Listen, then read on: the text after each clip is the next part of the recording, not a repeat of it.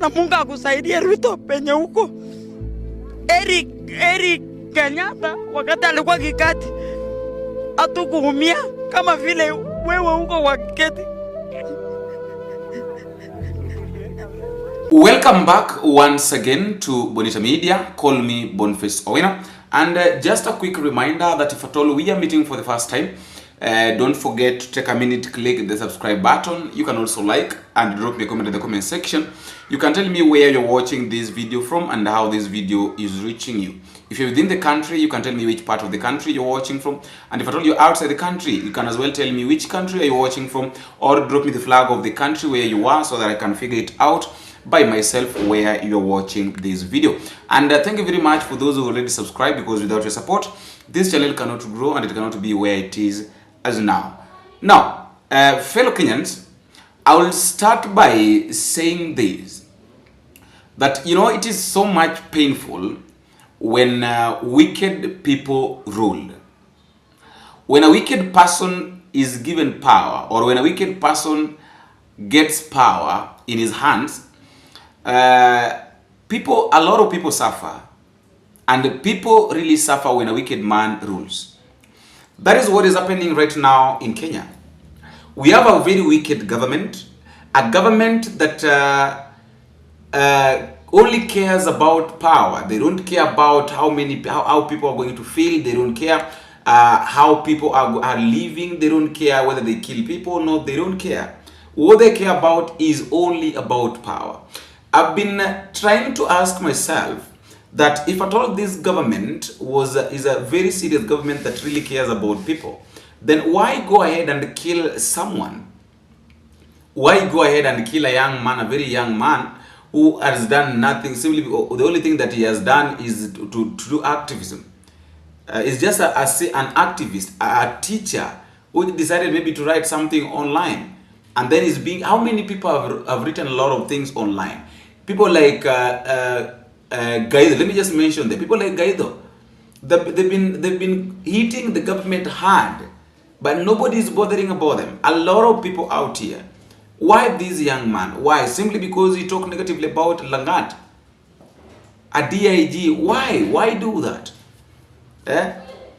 And when you listen to the way parents are crying, listening to the way women are crying because of this government, it makes you feel, the pain, the tears that are rolling on the faces of these women, our mothers, is so much painful. Na Mungu akusaidie Ruto penye huko. Eric Kenyatta wakati alikuwa kikati hatukuumia kama vile wewe huko wakati. Mungu nisaidie. Na nimeomba msamaha wakati Kibaki alikuwa, wakati Ruto huyu Kenyatta, Takimi Kenyatta Uhuru hatukuumia. Nimeongea Bogota. Lakini Ruto wakati alikuja akatuambia photo map ni mama mboga. Photo map iko wapi? Na mbona ametuacha tukalewa kwa sababu yake? Wacha tulewe basi.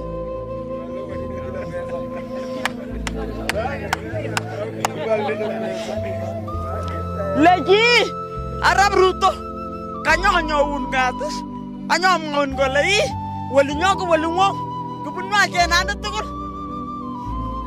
Nimesikia hata uchungu mwingi sana wakati hii. Afadhali mungenipeleka pale kwa mili ya watoto ya mama. Watoto ya Ruto wamekufa.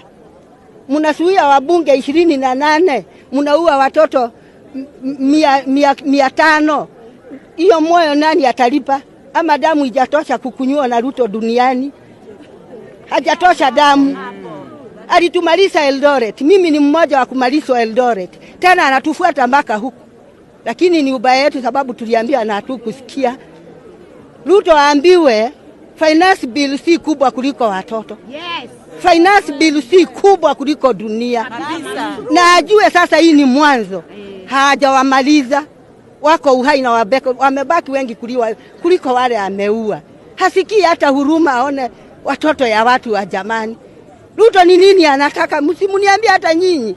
Anataka tuishe. Si ana uwezo wa kusema nao finance bill isiende na hiyo vita ikuishe. Anasema iendelee. Naye wabunge wananunuliwa kama wanawake. Wabunge ya Kenya wamekuwa wanawake. Si tafadhali tuvae suruali sisi wa mama. Mimi nimesikia uchungu shwale. Mimi hata tafadhali muniue muache watoto. The young generation. Yeah, tafadhali mtuue sisi wase. Mumetuashia nani? Sasa huyo kijana amekufa hapo. Mama yake amewashwa na nani? Ama baba yake. Akituua ataongoza nani shaitani? Ngoja niwashe kuongea. Mungu ni ambaye ninaomba. Uchomee Ruto dege juu. Ruto himself said that he doesn't need 2 terms. If he cannot perform, if he cannot perform with the 1 term, then he doesn't need another term. That is what he said. That there is no need of giving me the 2nd term. I only need 5 years. If I cannot perform within the given 5 years, then there is no need of me being given another 5 years. 2 terms ni za nini na sijafanya kazi na term ya kwanza? Si ndio? Lakini mimi sitaki 10 saa hii. Nataka tuandikiane kwanza hii mkataba ya miaka 5. Nikifaulu kwa hii miaka 5 muniongezee. Lakini nikianguka kwa hii miaka 5 mtafute mtu mwingine. Si ni mzuri? Kwa sababu kama mtu hajafanya kazi ile alipatiwa anaongezewa miaka ya kufanya kitu gani? Sijui kama. And truth be told, there is nobody who is going to give Ruto 2nd term. Nobody is going to give Ruto 2nd term. Not unless maybe you are somebody who is not seeing what is happening. Not unless maybe you are someone who is blind, who is deaf, who cannot hear people crying, who cannot see the way things are, the direction that William Ruto is taking us. That is the only person who is going to vote for William Samoei Ruto. That is the only person that is going to vote for William Ruto. Because even now, even these women are tired. And I thought that maybe these women are people that maybe might be confused during the elections. And if you remember very well, people like Jefferson Seringa and Falls remember very well when we started this channel. I was saying that if the people we are supposed to be very keen with are these our parents, because the way they are being lured, the way they are being given money, we might end up realizing that they voted for this regime for the William Samoei Ruto another term. Yet we people are really campaigning on how we cannot vote for them. It is so much painful. You know, the death of Albert Ojwang reminded me of, for those who read the book of the betrayal of Kifo Kisimani, reminded me of that book. I really read that book, and there's a part which there were 2 police officers having a conversation about just an activist, just like what is happening. And one of the police officers was saying this, that we have arrested, tumemkamata mshukiwa. Let me just read it a little bit for you, that askari wa kwanza, tumemkamata mshukiwa. Askari wa pili anasema hivi, ya kwamba hiyo hatua ya kwanza. Ya pili ni lazima auawe kwa kudhalilisha utawala wa Mtemi Bokomo mtandaoni, na chanzo cha kifo chake lazima kiaminike na wana Butangi. Askari wa kwanza anasema kwamba niko na wazo nzuri, ripoti iandikwe kwamba mshukiwa alijiua katika seli kwa kujigongesha kichwa chake kwenye ukuta. Alafu askari anasema ya kwamba hilo ni wazo nzuri. So are you seeing the same case with Ojwang? He was arrested because of the activism. After being arrested, taken to cell, after being taken to cell, now the result is that he killed himself. He died he killed himself by hitting his head on the wall. The same script. You know, these people, this government, these leaders, they think that any story they come up with, we all know these things. So any concept of a story, any story they come up with, we refer to the tamthilia and the set books that people did long time ago. Leave alone these set books that are right now here. Look at Betrayal in the City. Look at Kifo Kisimani, the tamthilia. Look at Damu Nyeusi. All these books, everything that William Ruto's government is doing is what is there. Mstahiki Mayor. All those things, every detail that is in those literature books is what is happening right now. So there is no narrative that William Ruto is going to come up with that nobody knows, nobody doesn't know. We all know these things. So I've heard Professor Fred Ogola talking about something, fellow Kenyans, and he's really explaining how the government because the government realizes that this case is against them. So they were really trying to delay the postmortem. And Professor Fred Ogola is a very good friend of mine. He's trying to explain something here that I would like to leave for you so that at least you can listen to up to the end. And then after listening to it, please don't forget to drop me your comment at the comment section and tell me what you think or your take concerning this video. Listen to this. Ladies and gentlemen, this morning we arrived here at City Mortuary because we're supposed to be in the postmortem at 8 a.m. Yesterday the postmortem was supposed to take place from 2 p.m. But what happened is that the doctor arrived late, saying that she was doing other postmortem in other funeral home, especially in Kenyatta University. When she arrived, we had a meeting and we were so disappointed that the postmortem could not take place yesterday, and she cited two reasons. One of them was that to do a good postmortem, you need national light. The second reason she gave was that she was so tired and fatigued, so she was thinking that had she done the postmortem yesterday, it could not come out as is required.